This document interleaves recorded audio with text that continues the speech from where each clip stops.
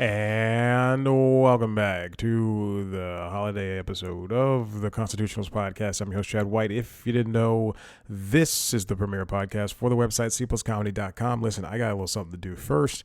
And for the first time in a long time, I didn't forget. Usually I forget these things. Right now, coming up, we have a very special interview with the creator of Monk, Andy Breckman, and the star of Monk himself, Tony Shalhoub. If you don't know, there's a Monk movie that came out, and it is called Mr. Monk's Last Case, a Monk movie. I believe that's what it's called. I had a very fun time. Yes, that's what it's called. Mr. Monk's Last Case, a Monk movie. A very fun time talking to Tony Shalhoub, Andy Breckman. Breckman, excuse me. I've been saying Andy Breckman because it sounds like Barry Berkman from Barry on HBO.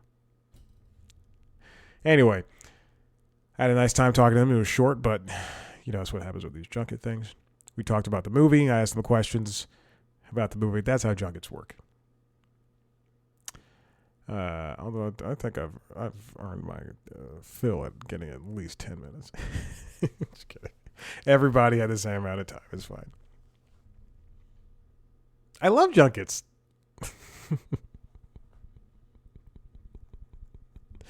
Mr. Monk's last case, a Monk movie, is based on the show. It's critically acclaimed, fan favorite USA comedy starring Tony Shalhoub. Monk returns for one last case, and it's very personal. And it's involving his stepdaughter Molly, a journalist preparing for her wedding. Now, I've seen the movie. I enjoyed my time with it. I have, this is the way I also told them I'm in the Monk world because my mom loves Monk, and I told them a very not interesting story, and they seem to tolerate it.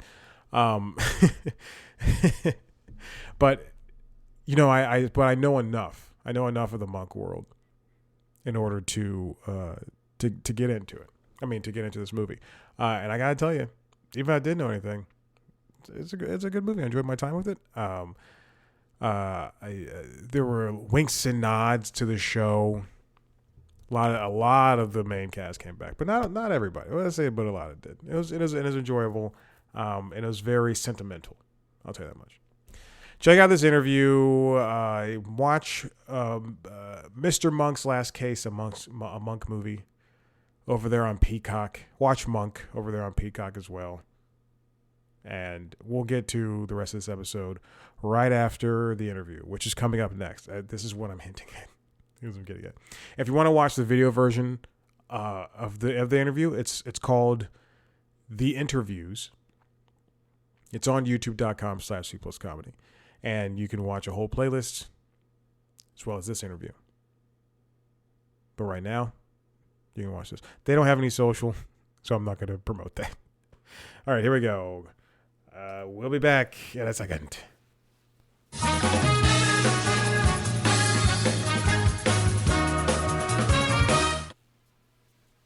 All right, and we are finally back. My God, that 7 minutes was interminable.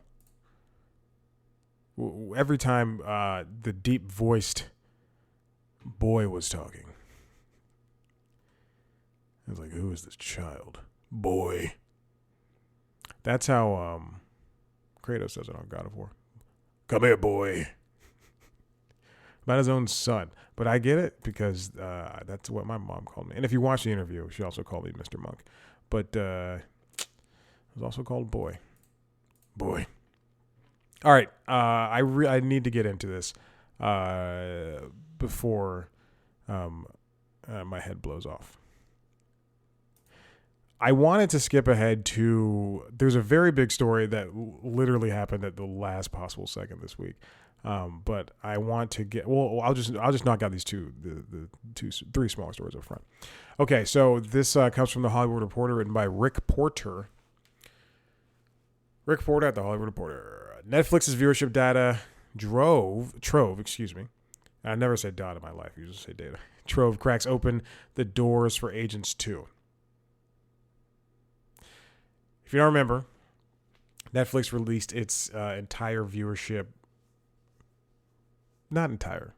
The viewing data for shows and movies for the first half of the year. It released it last week.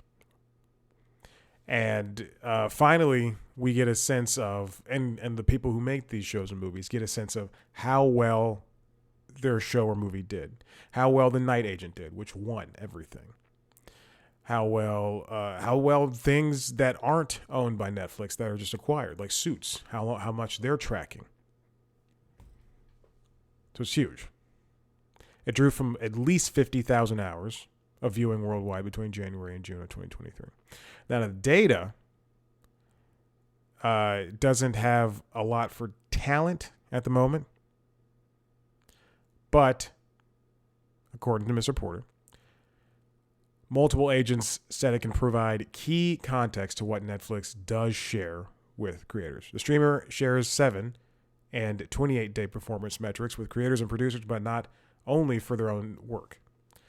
Although the numbers of Netflix released cover a much longer period, 6 months, they for the first time show how titles compare to one another beyond the weekly top 10 lists that are on that Netflix top 10 website. Take a look at Kaleidoscope, which had a huge opening week in January with 112.3 million hours of viewing, but faded relatively soon after that, leaving the top 10 after 4 weeks and just under 194 million hours of watch time. But it added 58.5 million hours of viewing and ranks 12 on the 6-month list, because that means it builds up over time.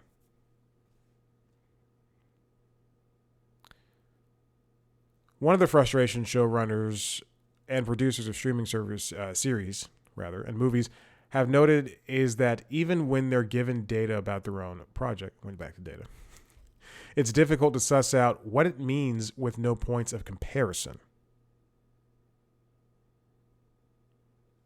Sarandos called that himself, he's the CEO, Ted Sarandos of Netflix, said it was an atmosphere of mistrust. So now that these agents have a way to understand how their clients compare to others,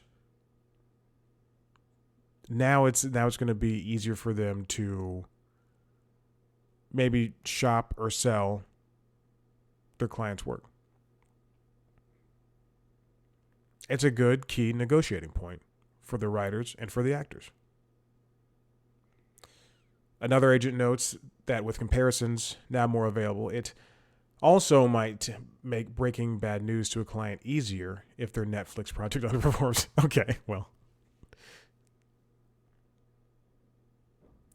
Now let's keep in mind data that Netflix, this data it's not always viewer metrics on whether a show lives or dies. Because how many times has a show been in the zeitgeist, and not just Netflix, but Hulu or Disney Plus, any one of these streamers, they'll cancel it. You have to have the good balance of people talking about it, and the viewership.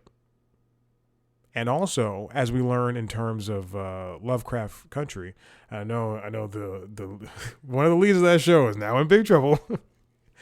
But as we know, in terms of that, you have to have more beyond that initial pitch of the original series. You have to have a good plan for the rest of the series, and also not be a total turd when running the show. Who else is in Lovecraft Country? Because boy, oh boy, if the creator of the show and the lead of the show both were in trouble in separate instances for separate things, then maybe that's saying something about that show. Now all we have to do is get Nielsen ratings in there, and that'll be great to see. Now let's move on. I want to go on to this again from The Hollywood Reporter, written by Rick Porter. Streaming giants weigh costs of big licensed TV and movie libraries. Now, as we know, as I just mentioned, a show like Suits performs really well on Netflix. And it was performing well before Meghan Markle started dating Harry, and then after they got married, and every time they have a child, the show just seemingly increases. But it costs a lot of money to have that. It costs a lot of money for, I believe Hulu has Seinfeld. It costs a lot of money for Warner to have South Park and Friends. One of those shows it owns. There's tax write-offs for shows and movies. We've got Max removing shows that it owned. Westworld. Raised by Wolves. I meant to watch that show before my contract ended at Warner Brothers because I have a Screeners app, and I do not have access to it anymore, unfortunately. Disney and Hulu got rid of shows. Disney Plus and Hulu got rid of shows. Willow and Why the Last Man. Speaking of shows that did well critically but didn't have the audience.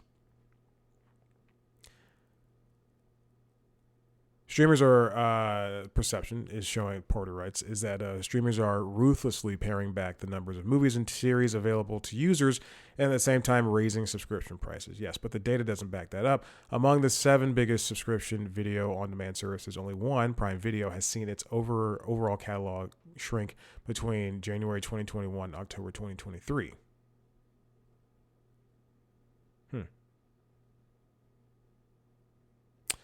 Netflix, Peacock, Hulu, Max, Disney Plus, and Paramount Plus all have net gains to their libraries over that time period. Even though Paramount Plus did lead, I believe I did a story last week that it let go of like 1,400 movies, and Max dropped a bunch of movies, and Disney Plus did the same thing.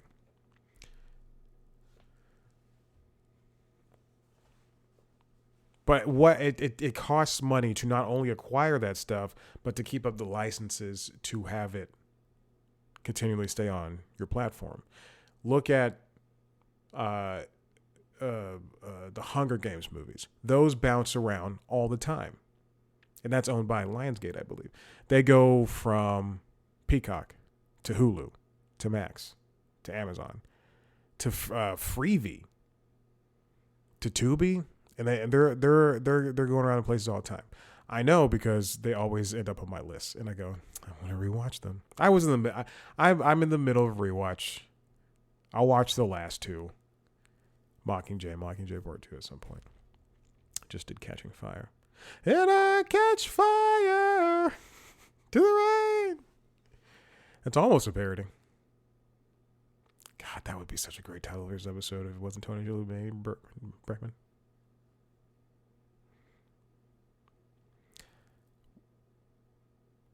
There's a business between selling ads on a show, on a platform with Tubi, Roku channel, and Pluto TV.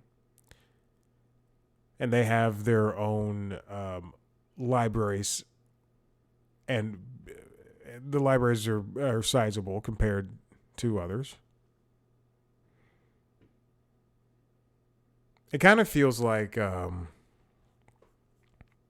syndication. You know, you see a show like The Goldbergs or Big Bang Theory, and they're on, 7 different networks now, or Modern Family, even though they all started on broadcast.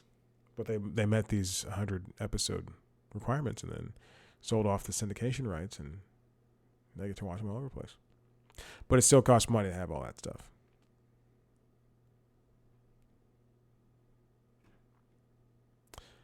And quite frankly, I thought this article was going to have the numbers, but it does not. So, anyway, it was a good thing to know. All right. This one comes from Deadline. This came out just today. And it will lead into another story. Lionsgate Studios to become a new public company, splitting with Starz in a SPAC deal. Now, if you remember, we've talked about SPACs before. It's being spun off. Warner Brothers was a SPAC. Yeah, more or less. For a couple of, I think a year or two now, Lionsgate was ready to part with Starz. Was Warner Brothers a SPAC? I'm trying to think. There was a company that was spun off. I think it was Warner Brothers. So that in order for Discovery to buy it. I don't remember. There's too much stuff going on in my head.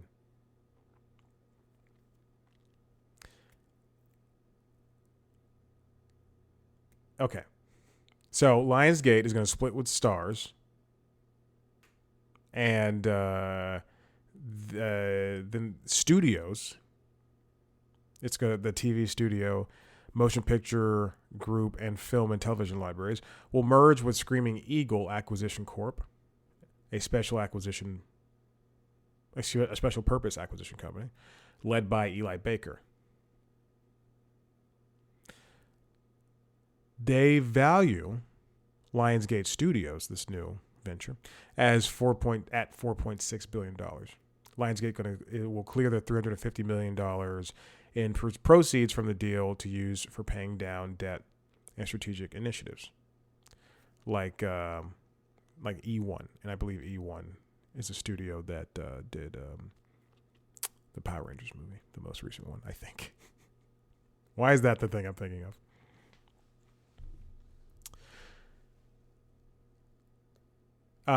It's going to create what for Lionsgate Studios one of the biggest global pure play publicly traded content companies, and potentially an attractive acquisition target set to add more fuel to media M&A chatter. Excuse me.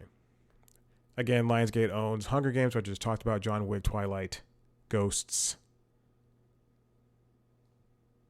They have a robust television and film production and distribution business, a leading talent management and production company, and large film and television library that throws off significant cash. Part of their money has been coming from, again, going to different streamers and saying, hey, take the Hunger Games, take Twilight, take whatever. But they can't operate by themselves. They can't operate alone. They're going to need somebody to come in and just kind of hold their hands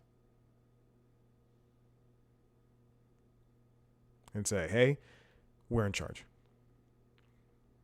They just had a good showing at the box office with The Ballad of Songbirds and Snakes, the Hunger Games prequel.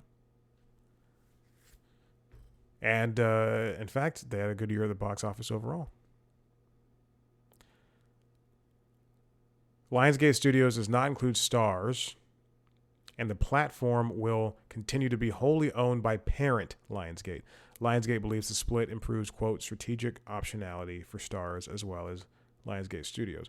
Is Stars a hot commodity in and of itself? What does it, because I know they just had not a rebrand, but they just had a redesign on the app. Does it elicit, they obviously see something in the Lionsgate brand, but is Stars going to be able to stay afloat separate from the Lionsgate Studios? Now, the thing is, this isn't the only big name thing to happen. Sorry, I'm copying and looking for something. This isn't the only big name thing to happen. This past week, it was announced that Warner Brothers, Discovery, and Paramount Global are in talks for a merger. This comes from Todd Spangler and Jennifer Moss at Variety. It was broken on Axios first. Let me say that from Sarah Fisher. Now, apparently, it was just a preliminary thing. David Zaslav went over they were in New York, spoke to Sherry Redstone, who owns Paramount's parent company, about a deal. WBD's market value was around $29 billion as of Wednesday, while Paramount's was just over $10 billion. So a merger there would definitely put WBD on top, even though that their numbers don't look very hot if you look at any version of the stock market. This is interesting, noting that just even a couple of weeks ago, Paramount was talking about, Bob Bakish was talking, the CEO of Paramount was like, hey, we should do something, maybe we sell things off. Earlier this year, oh God, what is his name? I used to work at his company. I can see his face. Byron Brown, that's it, right? Is that his name? Byron Allen. Same thing. Byron Allen, when this, like literally the same day that this story broke, he again, just as a couple of months ago, offered money for BET. And I think he offered $3.5 billion. Now, at the meeting between David Zaslav and Bob Bakish, I thought he went to speak to Sherry. He spoke to Sherry. Zaslav spoke to Sherry Redstone, but he had a meeting with Bob Bakish. It lasted several hours. We're coming off a strike. Come on, guys. The meeting, the guys discussed how they could complement one another and how they could merge the streaming apps. Now, it's interesting to note that CBS All Access, which was the what Paramount Plus was prior to this, was a very profitable app. In fact, it was like one of the fastest growing apps at the time. And I don't understand how it came to a point where Paramount Plus is now very broken, because CBS All Access wasn't a very good app, but how Paramount Plus is broken in a lot of ways, where ads will play over some people who have an ad-free thing. Or I know if I have the ad-free, I know that if I play an episode of whatever and they do the pre-roll, which is fine, I don't care about a 30-second pre-roll, but sometimes that just won't show up. It'll be like if I'm turning on Survivor, and then it'll first of all sometimes show a pre-roll for Survivor, but it'll do like a pre-roll for a different show, a Paramount Plus show or a CBS show, and it'll just be a completely black screen with only the timer for the 30-second ad up in the corner, which is so crazy to me.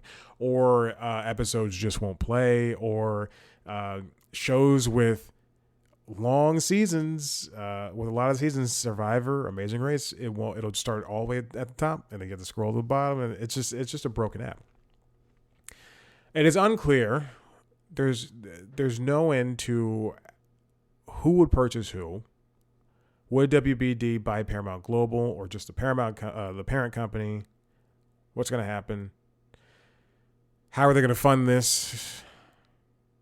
Just got a tax break from not putting out Batgirl.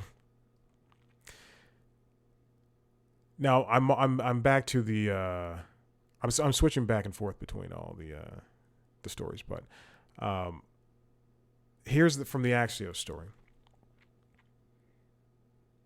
Here's some synergies for them. CBS News could be combined with CNN to create a global news powerhouse. CBS's crime dramas such as NCIS and Criminal Minds will be combined with Investigation, Discovery, and True TV. We'll get to the cable stuff in a second. WBD could use its international distribution footprint to boost Paramount's franchises, while Paramount's children's programming assets could be essential to WBD's long-term streaming ambitions.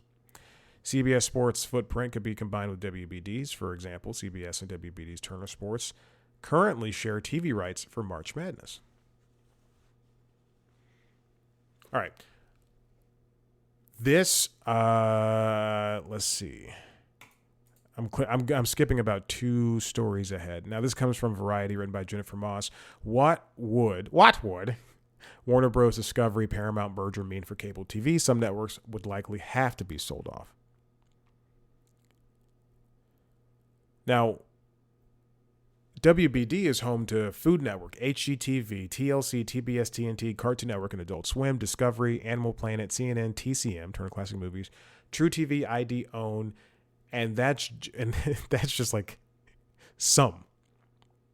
There's also ones that they bought that live in deep cable or free streaming, such as the Magnolia Network that comes from Chip and Joanna Gaines. Paramount, their cable channels include the ought-to-be-sold BET, Comedy Central, Nickelodeon, MTV, VH1, Paramount Network, CMT, and others. In terms of streaming, there's Max, there's Paramount Plus, and there's Pluto, which is also owned by Paramount. The companies would own about 40% of linear television time, which is huge. I mean, in the past, that would have been gigantic. But now that's like it's still big.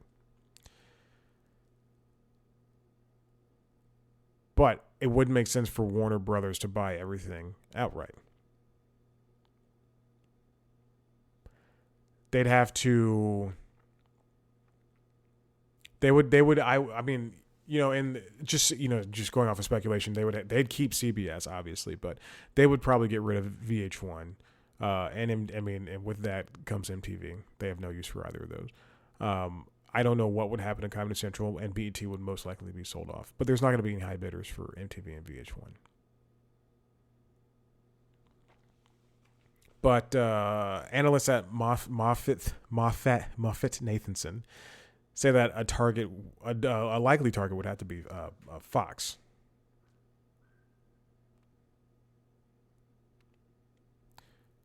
Fox mostly because of Tubi, which is the leading free ad-supported streaming service, NFL, and other things. And not Fox like Disney's 20th Century Fox. They mean Fox Corp. And that's how more or less the cable side would be pushed. But right now the industry is kind of like, why would you do this? This comes from Jill Goldsmith, Anthony D'Alessandro, Dade Hayes, and Dominic Patton at Deadline. And I love the headline. Why would any company want to try to catch a falling knife? A quote from the headline, excuse me. Paramount is 40% below its 52-week high, and WBD has lost more than half of its value since April 2022, which is when the close of the Warner Media Discovery merger. You see how how Warner Media's just name went down in the mud because of Discovery. And as much I enjoy working for the company, and I think Max, stupid name, is a good product. But combining it with this reality show hoo-ha and getting rid of HBO stuff, and getting rid of the HBO name and getting rid of shows and movies just puts it in such a bad... It really waters down the name. And with the merger, with Warner Mount, Warner Bros, Warner Discovery Mount, Paramount is that has a name in itself, but I guess it doesn't have hold the same type of power as a Warner, as a Sony, as a Disney, as a Netflix. But it's still one of the oldest studios. I don't see why this has to be like this. I don't see why these mergers have to. First, I don't think the merger is going to go through, but I don't see why the merger has to be the key.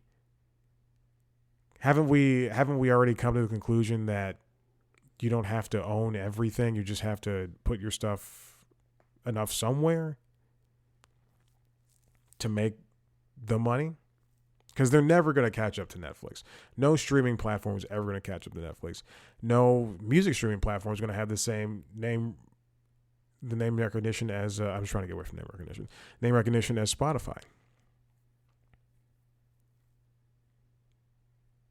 I think people are already set in their ways, especially when it comes to these streamers. No one's going to come out and, like, if you don't have Max right now, or if you don't have Paramount Plus right now, no one's going to go, I have to get this right. Like it's not going to change anything. People jump on and off things all the time, but you're not going to be in the rotation.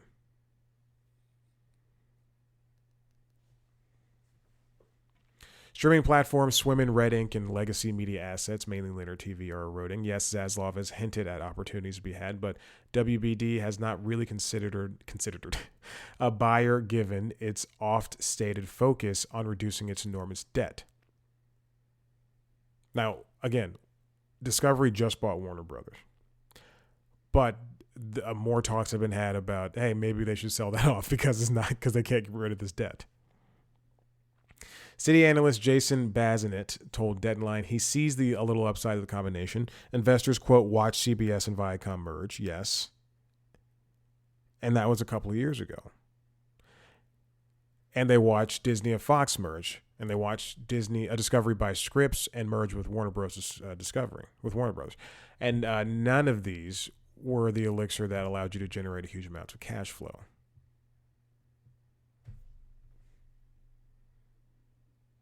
Buying something doesn't necessitate that you make more money from it. Robert Fishman, an analyst with MoffettNathanson, also threw shade on the punitive merger in a note to clients this morning, emphasizing, quote, the increasing sense of desperation around media. He wondered why, quote, any company would try to catch a falling knife. What is the rush with the likelihood of waiting for an even cheaper price if a real advertising recession transpires?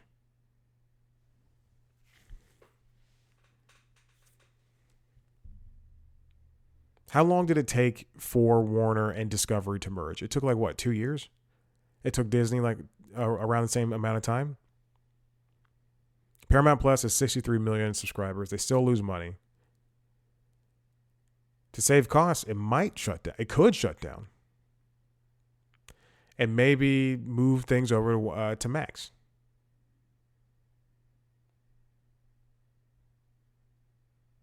Warner Brothers could build up its IP with Star Trek, NCIS, Ghosts,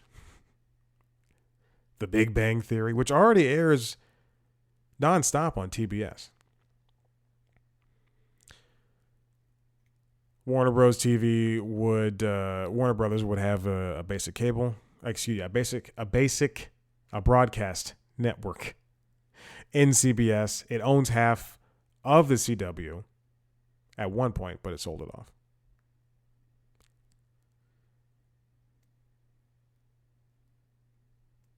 One possible scenario circulated suggests that WBD could sell the Paramount movie studio to David Ellison, the Skydance CEO, who is said to be pursuing Paramount and already co-owns some of the studio's biggest film franchises.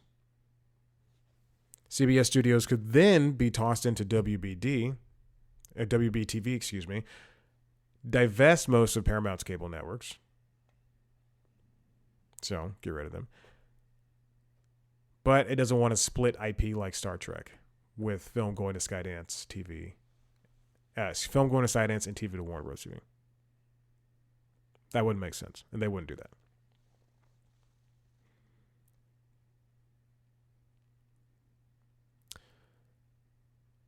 A unified Warner Bros. And Paramount would bring together the former DC Studios brand with the process of being revamped, which is now being revamped. I don't know where I was going. And then Paramount's also the home to Mission Impossible, Top Gun, things of that nature. Along with the kids' side, Looney Tunes would be joined, and Harry Potter would be joined by Teenage Mutant Ninja Turtles, Loud House, all that crap, SpongeBob. And then, of course, there's the FTC, which was already on the brink of not allowing this to happen. WBD actually did hire bankers to look at Paramount. That's stupid. I don't like this. I don't like this at all. I'm not a fan. This last one comes from Cynthia Littleton. The burning question surrounding the early Warner Bros. Discovery Paramount Global merger talk. How much is Paramount worth? $10.3 billion. That's less than half of the $30 billion that the company put up for its valuation after its last big corporate transaction when it remerged with CBS in 2019.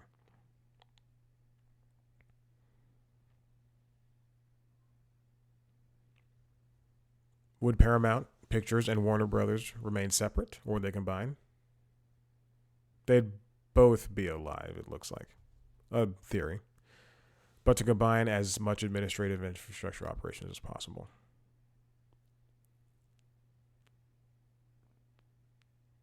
I don't know why it's so difficult for these companies to run each other. like to run, period.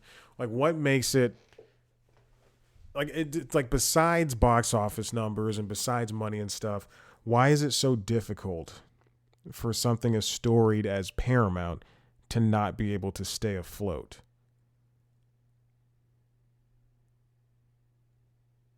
Yeah, I mean franchises are the things that people are into right now. And let's look at the superhero stuff, but that's mostly because you put that in their heads. Like, wouldn't it make sense to try a lot of things and then actually find what sticks instead of going with the same thing over and over again? Especially when, I mean, you don't have to give something a lot of money. There's plenty of indie movies that work that you could turn into bigger stories. Like, let's say you give, I don't know, Creep. Creep is a good movie. It's a good horror movie. And it looks like it was made for, Jack Piss. But Mark Duplass made that movie, and then it was good enough to spawn a sequel, Creep 2.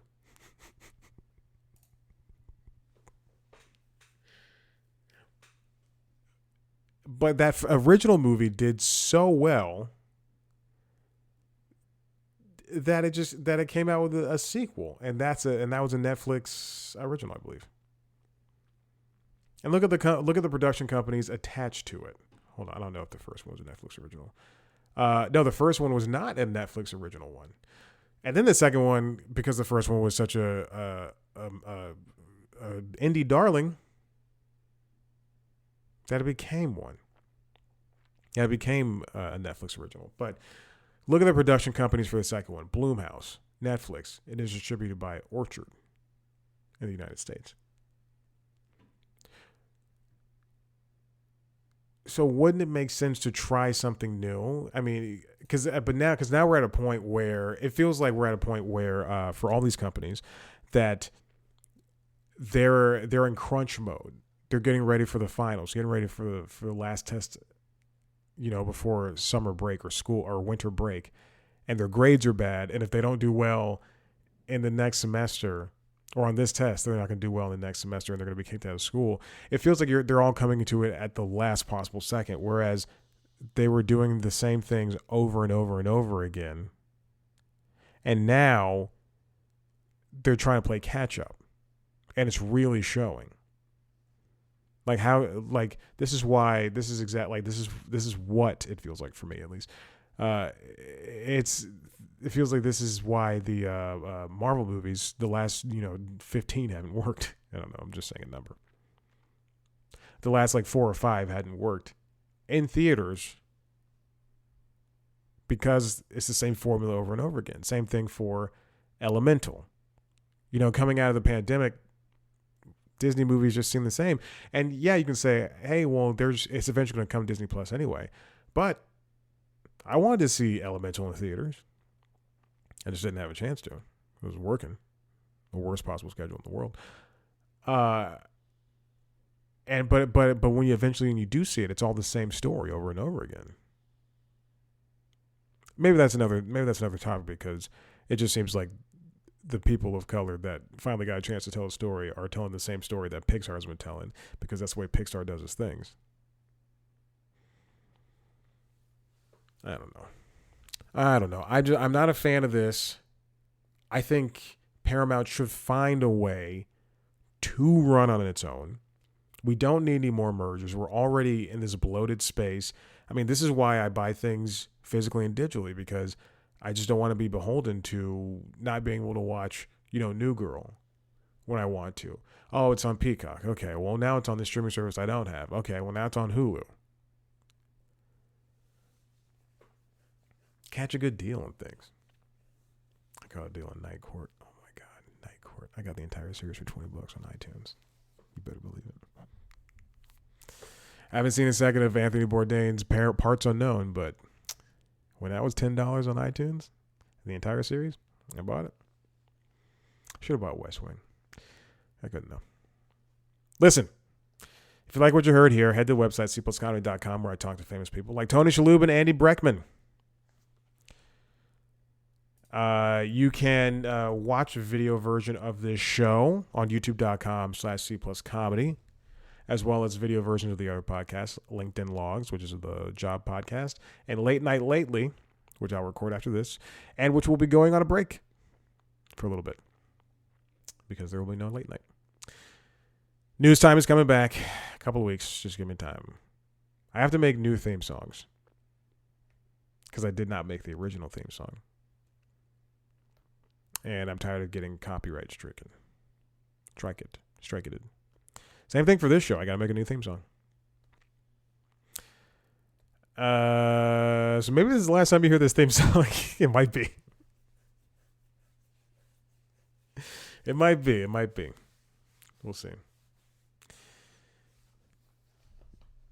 TikTok, Twitter, Instagram, Facebook at @CPlusComedy, me at Chad Black White. Thank you for listening.